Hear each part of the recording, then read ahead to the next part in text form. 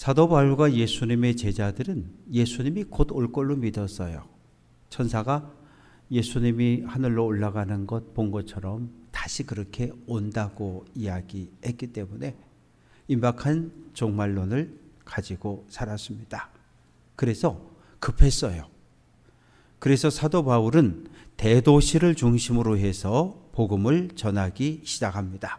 서울, 춘천, 또 그 다음에 인천, 이렇게 큰 도시들만 다니면서 복음을 전해요. 그렇게 복음을 전하다 보면 이제 춘천에 복음이 들어오면 춘천 주변에 양구, 화천, 또 홍천, 가평 주변에 있는 사람들이 춘천에 왔다가 복음을 듣고 또 자기 지역에 가서 복음을 전해서 이렇게 교회들이 또 세워지기를 시작을 합니다. 바울이 3년 동안 에베소 교회에서 목회할 때에 눈물로 기도로 목회를 했어요. 이 에베소에서 동쪽으로 160km 떨어진 곳에 골로새라고 하는 도시가 있는데 바울은 여길 가본 적이 없어요. 아무 관계가 없어요. 그런데 교회가 세워졌습니다. 어떻게 해요? 두 가지 이야기가 있는데 첫째는 에베소에 와 있던 에베아브로라고 하는 사람이 복음을 듣고 예수를 영접하고 이 좋은 복음을 내가 태어난 고향 골로새에 전해줘야지. 그래서 골로새에 가서 복음을 전해서 교회가 시작됐다. 두 번째, 골로새 지역의 유지였던 빌레몬이 에베소에 왔다가 복음을 듣고 돌아간 후에 자기 가정을 집을 교회로 내놓습니다. 그래서 분명한 것은 골로새의 교회가 세워졌고 에바브로와 빌레몬 두 사람이 서로 협력해서 교회를 섬겼다는 사실이지요. 그런데 문제가 있었어요. 목회자들은 신학을 공부했습니다. 의사는 의학을 공부하고 의사가 돼서 사람의 생명을 살려내고요. 판검사는 법대를 졸업하고 판검사가 되어서 죄인인가 아닌가를 판별하는 그런 일들을 하는 것처럼 목사는 신학대학을 졸업하고 하나님의 말씀을 가르치는 자로 세움을 받은 거예요. 에바브로나 빌레몬은 전문적인 성경을 교육받은 적이 없어요. 그러다 보니까 영지주의, 헬라 철학, 주변의 여러 이단들의 공격에서 이 교인들을 진리, 하나님의 말씀으로 바르게 인도할 만한 그런 능력을 갖추지 못한 사람들이에요. 천사를 숭배해야 한다고 주장하고 동양 철학에서는 금욕, 금식을 해야 된다 그러고 유대교에서는 할례를 받아야 된다 그러고 막 성도들을 유혹하고 흔들어 놓을 때 이 이단과 거짓 교사들과 싸워서 이겨낼 힘이 없는 사람들 어떻게 하면 좋을까? 바울이라고 하는 사도가 로마 감옥에 갇혔다는데 에바브로와 투기고를 거기 보냅시다. 그래서 에바브로와 투기고가 로마에 갇힌 바울을 찾아오게 되고 골로새 지역의 상황에 대해 다 설명을 들은 바울이 쓴 편지가 골로새서, 골로새 교회에 보내는 편지입니다. 급하니까 두기고 편에 들려서 보내고 에바브로를 앉혀놓고 모세 오경에 대해서, 복음에 대해서, 세례에 대해서 말씀을 차근차근 가르치고 상담은 어떻게 해야 되고 설교 준비는 어떻게 해야 되고 이 에바브로를 차근차근 목회자로 가르치는 일을 로마에서 했습니다. 골로새라고 하는 지역은 동서교통의 중심지였고 직물 산업이 아주 대단히 발달했던 그러한 도시였습니다. 주 1세기경 리쿠스 강을 따라서 디아스포라 유대인 대략 1만 명이 그곳에 살았기 때문에 각 지역마다 회당이 세워져 있었고 디아스포라 유대인들 가운데 복음을 듣고 예수를 영접하고 교회로 개종해서 들어온 사람들도 있었습니다. 골로새 교회를 가장 힘들게 했던 것은 영지주의라고 하는 이단이었어요. 영지주의는 헬라 철학에 뿌리를 두었고, 그리고 동양 철학, 그리고 유대 율법주의, 이 세 가지가 혼합되어진 종교인데 철저한 이원론입니다. 신은 선하고 육체는, 사람은, 물질은 악하다. 신이, 거룩한 신이 사람 몸을 입고 올 수 없다. 거룩한 하나님이 어떻게 몸으로 부활을 하느냐? 예수님의 성육신과 몸의 부활을 부정하고, 예수 믿고 영원히 구원받았으니까 우리는 어떤 삶을 살아도 아무 상관이 없습니다. 마시고 싶으면 마시고, 피고 싶으면 피고, 여러분 하고 싶은 대로 하면서 자유롭게 살아가십시오. 천사를 숭배해야 하고. 그러나 우리는 다른 사람을 모르는 영지, 아주 비밀스러운 지식을 우리는 가지고 있으니까 우리를 따라오면 하나님 나라의 천국의 영생을 얻는다고 유혹을 했습니다. 바울은 6절에서 너희가 그리스도 예수를 주로 받았으니 그 안에서 행하라 이야기합니다. 바울의 복음은 단순했어요. 주 예수를 믿으라, 그리하면 너와 내 집이 구원을 받는다. 예수님 믿으면 구원 받는다는 거였어요. 영지주의는 예수만 믿으면 안 된다고 이야기했거든요. 그런데 바울은 예수만 믿으면 구원을 얻는다, 하나님의 생명을 얻는다고 이야기했어요. 정말 이방의 많은 사람들이 예수를 그리스도로 구원자로 고백하고 구원을 얻게 되었습니다. 죄를 짓고 마귀에 매여서 살던 우리의 삶을 하나님의 거룩한 백성이라는 신분으로 바꿔주었어요. 그래서 우리는 오늘 거룩한 삶을 살아가고 있습니다. 하나님 나라 들어갈 때까지 여러분의 믿음을, 거룩함을 지켜낼 수 있기를 주님의 이름으로 축원합니다. 높은 건물을 지으려면 이 C5 쐐기둥, 지름 40cm 쐐기둥을 땅에다가 꽝꽝 때려 박아요. 몇 달 동안 때려 박습니다. 얼마나 많이 박는지 몰라요. 어디까지? 안반 위에, 안반 속까지. 그리고 그 위에 50층, 100층 빌딩을 건축해 가는 겁니다. 오늘 이 땅에 살아가는 우리들은 믿음의 집을 건축하는 건축자들이에요. 예수 그리스도라고 하는 터 위에 믿음의 뿌리를 굳게 내리고 그 위에 믿음의 집을 건축해야 해요. 그래야 지진이 나도 흔들리지 않고, 불에도 물에도 무너지지 않고 타지 않는 견고한 믿음의 집을 지어갈 수 있습니다. 대충 쉽게 믿음의 집을 건축하면 지진이 오면 무너지고, 홍수에 쓸려 내려가고, 불이 나면 불타 사라지게 됩니다. 바울은 교훈을 받은 대로 믿음에 굳게 서서 감사함을 넘치게 하라고 말합니다. 우리가 예수 믿기 전에는 내가 내 인생의 주인이기도 했고, 또 마귀나 사탄의 유혹을 따라, 명령을 따라 살기도 했어요. 그러나 이제 우리의 신분이 하나님의 거룩한 백성으로 변했으니까 하나님의 말씀, 예수님의 가르침을 따라 살아가야 합니다. 어떻게 해야 감사하는 삶을 살아갈 수 있을까요? 하나님께 받은 은혜를 오래 기억하면 우리는 늘 감사하는 삶을 살아갈 수 있어요. 부모에게 받은 은혜를 오래 기억하면 부모님을 향해서 사랑합니다, 감사합니다, 우리가 입술로 늘 고백할 수 있고 효도할 수 있습니다. 그러면 행복하고 건강할 때만 감사합니까? 아니, 그렇지 않아요. 데살로니가전서 5장 18절은 같이 한번 해볼게요. 범사에 감사하라. 범사에라고 하는 말은 아플 때도 감사하고 건강할 때도 감사하라는 거예요.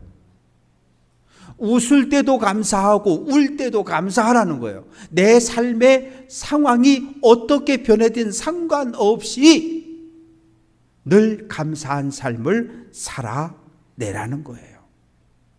원치 않는 질병이 찾아왔을 때도 감사하고 고난을 만났어도 그래도 감사하라는 거예요.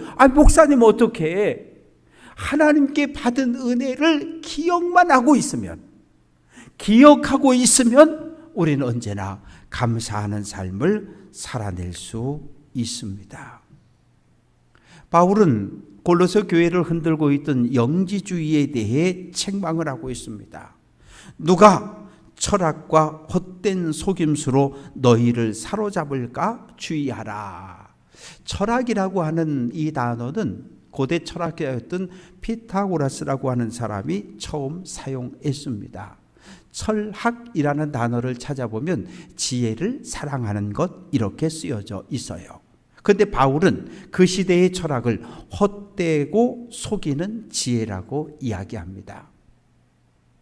고린도전서 1장 22절은 유대인은 표적을 구하고 헬라인은 지혜를 찾는다고 이야기합니다. 표적, 기적이지요. 하나님의 능력이 나타나는 거예요. 왜 유대인은 표적 그럴까요? 출애굽할 때, 애굽을 탈출할 때 하나님께서 홍해를 갈라버리셨어요.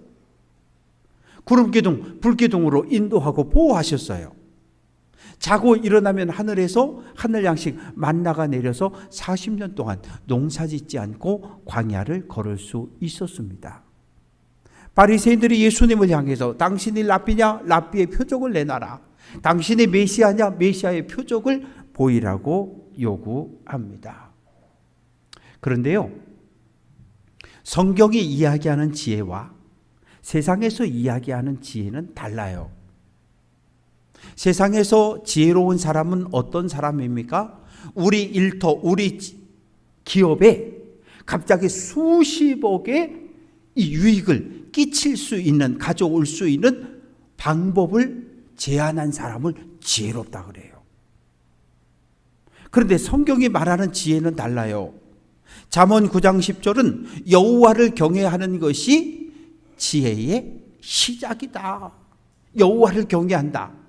하나님을 사랑하고 하나님을 두려워하는 마음을 품고 늘 하나님 앞에 서 있는 삶을 살아가는 것을 지혜의 시작, 뿌리라고 이야기합니다. 지혜는, 선한 양심은 우리를 하나님께로 인도해요. 그러나 세상 철학은 우리를 하나님께로 인도하지 않습니다. 바울은 유대교에 있을 때 철저하게 사람의 전통을 따랐던 사람입니다. 유대인들은 두 개의 성경이 있다고 그렇게 믿었어요. 첫째는 하나님께서 모세에게 주신 말씀들을 모세가 받아서 글자로 기록해 놓은 것, 모세오경을 이야기하는 거예요. 그런데 또 하나의 성경이 있다는 거예요. 하나님께서 모세에게 이야기는 했는데 모세가 다 기록한 게 아니라 기록하지 않은 말씀이 있는데 그것은 입에서 입으로 구전되어진 조상들의 전통, 장로들의 유전, 최종 집대성된 것이 탈무드입니다. 문자로 기록되어진 율법과 입에서 입으로 구전되어진 장로들의 전통, 장로들의 유전, 조상들의 전통을 동일한 가치로 보았어요. 바울은 스스로 자랑합니다. 고백해요. 내가 유대교에 있을 때 지나치게 믿었다는 거예요. 내 조상의 전통에 대해 열심히 있었다는 거예요. 철저한 유대교인으로 살았고 대제사장의 말을 진리로 아멘으로 받았어요. 예수, 하나님께 죄를 지었어. 그래서 나무에 달려 죽었어. 그 영혼은 지옥에 떨어졌어. 바울, 그런데 예수를 따르는 제자들이 예수가 부활했다고 거짓말하고 있어. 어떻게 하면 좋을까? 제가 예수 믿는 사람들, 거짓말쟁이들을 다 잡아오겠습니다. 그래서 집집마다 들어가서 예수 믿는 성도들을 잡아 감옥에 넘기고 어디까지? 다메섹까지 달려가서 예수 믿는 사람들을 잡아오려고 했던 사람. 그 사람이 바울이지요. 율법 위에, 전통 위에 굳게 섰지만 부활한 예수를 만나고 난 이후에 내가 하나님을 대적하는 자리에 섰다는 것을 깨닫고 회개하게 됩니다. 요즘 서울에 가면 7살, 8살짜리 아이들을 대상으로 법대반, 의대반을 운영하고 있다 그래요. 한 달에 100만 원 이상씩 아이들에게 돈을 받아가면서. 그런데 그 학원이 줄을 서대는 거죠. 아이들이 초등학교 들어가면 한글을 배우고 숫자를 배우고, 근데 2000년 전 사람들도 들어가면 초등학문이라는 걸 배웠어요. 그 초등학문은 학문의 기초인데 흙, 공기, 물, 불 이런 것에 대해서 배우는 거예요. 그런데 이런 것들은 그 당시 모두가 신으로 숭배되었던 것들이에요. 목사님, 그러면 철학은 공부하면 안 됩니까? 아니, 철학 배워야죠. 인간이 무엇인가에 대해서 인간의 문제를 다루는 게 철학인데 배워야죠. 목사님이 인문학은 배우면 안 되나요? 인문학도 배워야죠. 그러면 이 세상을 살아갈 수 있는 수많은 지혜들을 우리에게 알려주고 우리의 지적인 수준들을 높여주는 학문들인데요. 바울은 2000년 전 당시 철학이 사람들을 예수께로 인도하지 못한다고 말하고 있는 거예요. 도리어 하나님에게서, 믿음에서부터 점점 우리를 멀어지게 하는 것을 그 시대의 철학, 또한 초등학문이라고 이야기를 합니다. 영지주의자들은 예수님이 사람 몸을 입고 이 땅에 온 것을 부인했어요. 그런데 지난주 제가 설교했잖아요. 하나님이 아브라함의 집을 찾아올 때 누구의 모습으로? 사람의 모습으로, 나그네의 모습으로 오셨잖아요. 2000년 전 하나님이 이 땅에 다시 오셨는데 이번에는 누구의 모습으로? 아기 예수의 모습으로 이 땅에 오셨어요. 그런데 영지주의자들은 신이, 거룩한 신이 어떻게 사람 몸에 들어올 수 있느냐며 그것을 인정하지 않았어요. 9절에서 바울은 그 안에는 신성의 모든 충만이 육체로 거하셨다. 아니야.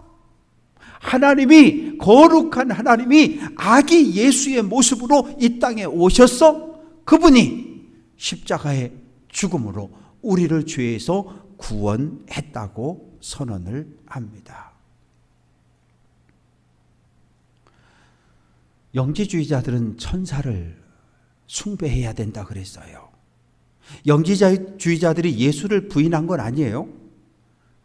이 사람들에게 있어서 천사는 거룩한 하나님의 말씀을 사람에게 전해주는 거룩한 존재가 천사라고 믿었던 거예요. 그러니까 예수님도 여러 거룩한 천사들 가운데 하나인 거예요. 그런데 바울은 예수만, 하나님의 아들 예수만 믿으면 구원을 얻는다고 이야기하니까 그거 바울의 말은 거짓말이라는 거예요. 예수님도 믿어야 하지만 또 다른 천사도 믿어야 한다는 거예요. 왜? 바울이 아테네에 가서 그 아테네 사람들이 섬기는 신의 이름을 쭉 보니까 제우스 신도 있고 태양 신도 있고 바다의 신 포세이돈, 전쟁의 신, 지혜의 신, 미의 신, 많은 신들이 있어요. 그런데 보니까 알지 못하는 신 이렇게 써 있는 비석을 하나 발견하게 된 거죠. 이름을 알지 못하는 신 섬겼어요. 왜? 우리가 여러 신들을 섬기는데 혹시라도 우리가 이름을 몰라서 섬기지 못하는 신이 화가 나서 우리의 삶에 해코지하면 어떻게? 그래서 이름을 알지 못하는 신도 신으로 숭배했던 거예요. 영지주의자들은 예수님만 섬기지 말고 예수도 섬기고 또 다른 천사들, 신들을 섬길 것을 요구했던 거예요. 바울은 한마디로 물리칩니다. 바울은 부활한 예수를 믿지 않았던 사람이에요. 예수가 부활했다고 이런 거짓말쟁이들 잡아오게 가두던 사람. 그런데 다메섹으로 달려가다 부활한 예수를 만나고 나니까 내가 잘못했음을 깨닫게 되고 그래서 예수를 그리스도로 영접하고 이방 땅의 복음을 전하는 이방인의 사도로 활동을 하기 시작했습니다. 바울의 고백이 우리의 고백이 되어야 하는데, 바울은 갈라디아서 1장 17절에서 이후로는 누구든지 나를 괴롭게 하지 말라. 갈라디아서 5장 17절 같은데, 같이 한번 해볼게요. 내가 내 몸에 예수의 흔적을 지니고 있다. 오늘 우리는 내가 누구인지 정확히 알아야 해요. 이단이 와서 우리를 유혹하면 나는 예수의 이름으로 세례를 받았어. 하나님의 거룩한 백성이야. 성령이 거하는 거룩한 몸이야. 라고 정확하게 외칠 수 있어야 합니다. 날씨가 되게 더웠잖아요. 그런데 머릿속에서 오늘 주일이지? 네. 교회 가야지? 네. 그래도 다 교회 오신 거잖아요. 우리는 이 머리의 지시와 통제를 받으며 살아가요. 교회의 머리가 누구라고요? 예수 그리스도. 교회는 뭐예요? 교회는 처음에 가정에서 시작했어요. 가정이 점점 커져서 이제 교회라고 하는 한 기관이, 공동체가 이 땅에 세워졌는데, 교회는 예수를 그리스도로 고백한 성도들의 모임을 교회라고 이야기합니다. 내가 담임 목사니까 여러분 내 말 들어야 돼. 그러면 그 목사는 폭군이든지 이단이든지 둘 중에 하나예요. 내가 선임 장로인데 다 내 말 들어야지. 그러면 그 교회는 단 하루도 조용한 날이 없어요. 왜? 교회의 주인, 교회의 머리는 담임 목사가 아니라 선임 장로가 아니라 누구? 예수 그리스도이시기 때문에. 담임 목사도 장로님들도 권사님들도 모든 성도들이 예수의 말씀에 순종할 때 하나님 보시기에 거룩한 교회가 세워지고, 하나님께 받은 은혜를 세상으로 흘려보낼 수 있는, 하나님이 보시기에 좋은 교회가 세워질 수 있는 줄로 믿습니다.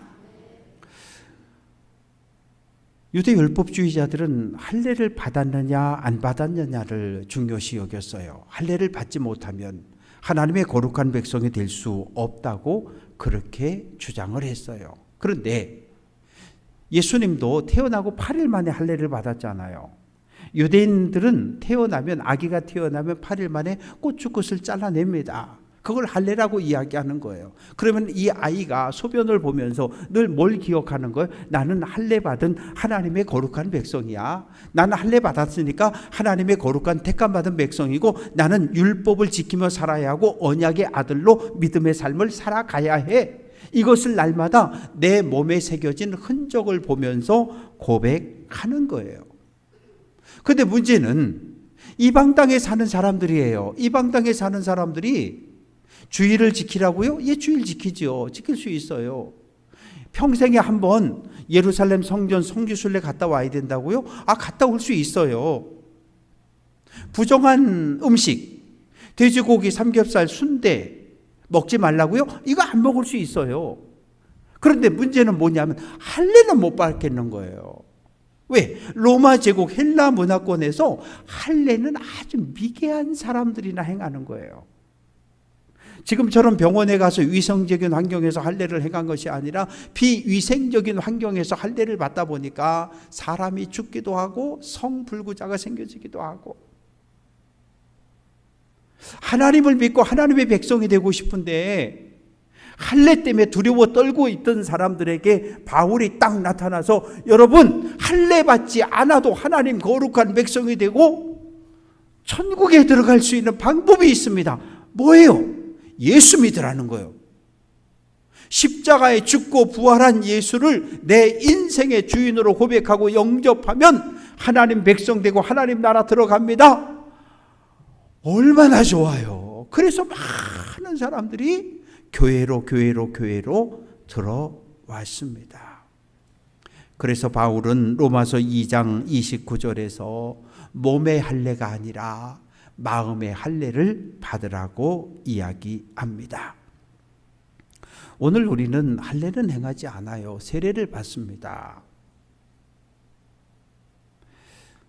근데 원래 유대인들은 세례를 안 받았거든요. 이렇게 시체를 만졌거나 부정한 것을 만졌을 때 하루 동안 나는 부정하고 저녁이 되면 물로 온몸을 씻고 정결해지는 거거든요. 그리고 이방인들이 유대교로 개종할 때 물로 씻는 예식을 행하기는 했어요. 아니, 그런데 왜 세례 요한은 유대인들, 하나님의 선택받은 백성들을 향해서 너희의 죄를 자복하고 나에게 와서 물로 씻음을 받으라고 그렇게 선언하고 있을까요? 세례 요한의 눈으로 볼 때 지금 유대인들의 삶이 할례받은, 하나님의 선택받은, 하나님의 거룩한 백성의 삶을 살아내지 못하고 있는 거예요. 입으로는 하나님의 거룩한 백성이라고 이야기하지만 실제로 삶에 있어서는 하나님의 말씀에 전혀 순종하지 않고 죄를 짓고 악을 행하는 이런 모습을 보고 너희가 할례받은 하나님의 거룩한 백성이라고 자랑하지만 내가 볼 때 너희는 아니라는 거예요. 하나님의 백성이 아니라는 거예요. 선택받은 백성이 아니라는 거예요. 그러니 내게 와서 죄를 자복하라는 얘기예요. 자복한다고 하는 것은 세 가지 의미가 있어요. 첫 번째는 제가요 아무개 권사님에게 돈을 빌리고 10년이 지났는데 지금까지 제가 안 갚았습니다. 인정하는 거예요. 목사님, 언제 나한테 잠깐만 쓰고 준다고 5만 원 빌려가고 안 갚았지? 아이고 권사님 맞아, 내가 그때 그랬어. 인정해 주는 거예요. 그리고 다시는 동일한 죄악을 반복하지 않겠다고 선언하는 것을, 약속하는 것을 이걸 자복이라고 그래요. 나의 모든 죄를 인정하고 회개하고 다시는 죄짓지 않고 거룩한 삶을 살아내겠다고 고백한 사람에게 세례 요한이 물로 세례를 주었습니다. 세례 받을 때의 모습을 한번 생각해 보세요. 저는 고등학교 1학년 때 강에 가서 강물에서 세례를 받았거든요. 그러니까 그때는 어떻게 해요? 그냥 온몸을 물속에 집어넣다 세우잖아요. 물속에 쑥 들어간 순간 와 죽겠다, 그런 빨리 나오고 싶은 생각이 들잖아요. 근데 우리는 교회에서 세례를 행하다 보니까 어떻게 해요? 물을 묻히고 머리 위에 손을 놓잖아요. 머리 위에 손을 놨다는 건 머리 아래까지 물에 잠겼다는 거예요. 사람이 머리까지 물에 잠기면 살 수가 없어요. 죽어요. 숨을 못 쉬기 때문에. 세례라고 하는 것은 죄를 지은 내 몸이 예수와 함께 십자가에 죽었다는 걸 상징하는 거예요. 그리고 세례라고 하는 건 예수와 함께 죄를 십자가에 못 박아 죽인 나를 하나님께서 다시 일으키시는 것, 이것이 세례예요. 세례 받는 건 잠깐이면 받아요. 10분 15분 앞에 나와 서 있고 와서 이렇게 물 한번 찍어 바르고 내려가면 돼요. 그러니까 세례 받는 게 중요한 게 아니라 세례 받은 사람답게 살아가는 것, 세례 받은 하나님의 거룩한 백성으로 삶을 살아내는 것이 중요해요. 수많은 약속들을 하지만 약속하는 건 쉬워요. 그 약속을 지켜 행하는 것, 그것이 어려운 거지요. 우리는 세례를 통해서 내 죄는 예수와 함께 십자가에 못 박았고 하나님의 은혜로 다시 부활하여 새로운 존재로 거듭난 사람들이 우리들입니다. 세례의 의미를 기억하고 늘 세례받은 자답게 거룩한 삶을 살아갈 수 있기를 주님의 이름으로 축원합니다. 바울은 빌립보서 3장 2절에서 개들을 삼가라, 이단들, 거짓 교사들을 개라고 표현하고 있어요. 그런데 이단을 구분하고 정죄하는 것은 그거 금방 안 돼요. 삼위일체를 인정하면 정통, 삼위일체, 성부, 성자, 성령 하나님 한 분임을 부인하는 건 이단. 이게 하루 이틀에 된 게 아니라 400년 걸렸습니다. 400년 동안 수없이 회의하고 토론하고 기도하고 그래서 내린 결정입니다. 오늘날 마찬가지예요. 성부, 성자, 성령 삼위 하나님을 믿으면 정통, 부인하면 이단이 되는 거예요. 우리는 창세기부터 요한계시록까지 성경 66권을 진리, 하나님의 말씀으로 받아들이는데 이단은 아니야. 66권 외에 뭐가 또 하나 있어야 돼. 교주의 가르침. 그러면 이단. 세 번째는 사람을 하나님의 자리에 올려놓고 신격화하는 그거 이단. 대한민국의 이단들의 공통점은 맨 처음에는 뭐 전도사님 했다가 목사님 했다가 그러다가 나중엔 뭐가 돼요? 아버지가 되는 거예요. 어머니가 되는 거예요. 신의 자리에 올려놓는 것. 그거 이단. 네 번째는 사회에 큰 충격을 주는 비도덕적이고 비윤리적인 일을 저지르는 집단을 이단이라는 거예요. 1987년 8월 29일 용인의 한 오대양 공장에서 32명이 집단 자살한 것으로 나타났잖아요. 그 뒤에 어떤 배경이 있는지 뭐 맞다 아니다 그럴 경우 이단. 오늘 이 시대를 살아가는 우리들에게도 2000년 전 골로새 교회를 공격했던 영주주의, 오늘 이 시대에 우리 교회를 성도들을 공격하는 또 다른 수많은 이단들이 있어요. 얼마나 이단들이 많은지. 하늘 아버지만이냐? 하늘 어머니도 있지. 그래서 또 하늘 어머니를 모시는 또 그런 교회 이단도 있고 얼마나 많은 이단들이 있는지 몰라요. 진리의 말씀 위에 굳게 서서 주님의 몸된 교회와 가정을 지켜낼 수 있는 귀한 성도들 될 수 있기를 주님의 이름으로 축원합니다. 우리는 믿음의 집을 짓는 건축자들입니다. 예수 그리스도라고 하는 터 위에 믿음의 뿌리를 깊게 내려서 믿음의 집을 잘 지어서 불이 나도 타지 않고 물에도 쓸려가지 않고 홍수에도 휩쓸리지 않는 견고한 믿음의 집을 건축하고 그래서 하나님 앞에 잘했다 칭찬받는 귀한 성도들 될 수 있기를 주님의 이름으로 축원합니다. 진리의 말씀 꼭 붙잡고 그 어떠한 이단, 거짓 교사의 유혹에도 넘어가지 않는 하나님의 말씀 위에 진리 위에 굳게 선, 그래서 마지막까지 믿음을 거룩함을 지켜낼 수 있는 하나님의 나라를 차지할 수 있는 귀한 성도들 될 수 있기를 주님의 이름으로 축원합니다.